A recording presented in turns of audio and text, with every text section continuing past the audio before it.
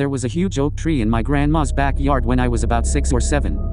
Where I lived, it wasn't uncommon for someone to have oak trees somewhere in their yard, but this tree, it was stripped of its bark, making it a grayish color. There were no leaves and never once did I see any when I visited. I hated going in the back to play by myself. The branches always seemed to be looming over me, seeming to be dark, even on a bright and sunny day. One day when I got bored and decided to go outside to play, I decided to swing on the tire attached to rope hanging on one of the branches. It was innocent enough. My grandmother was inside washing the dishes, but she could see me through the window, as it had a direct view of the entire backyard. I sat down and slowly started to swing. The branches croaked and squeaked each time I went back and forth. It sounded like it would break at any moment, but it was actually pretty sturdy. I'd used it before. Suddenly, I got a creepy feeling, like something was watching me from above. I was too scared to look up.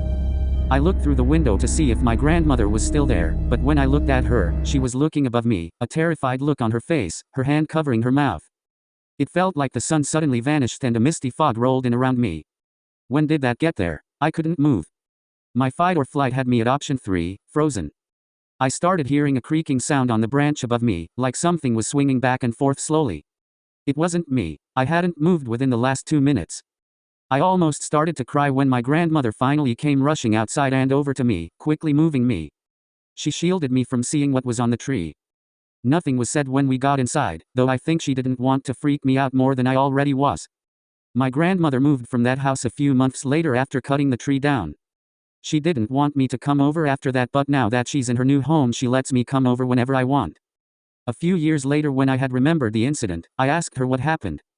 She sighed. I had a feeling she still didn't want to tell me, and answered with the most terrifying answer anyone could think of. There was a woman hanging from her neck.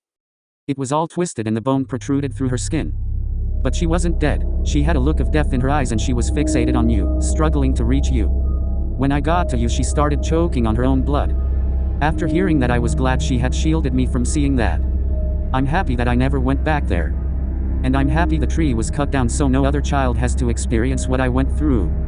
I did some research and found out that a couple who had lived in this house before, the husband, beat and killed his wife and hung her on the tree to make it look like suicide.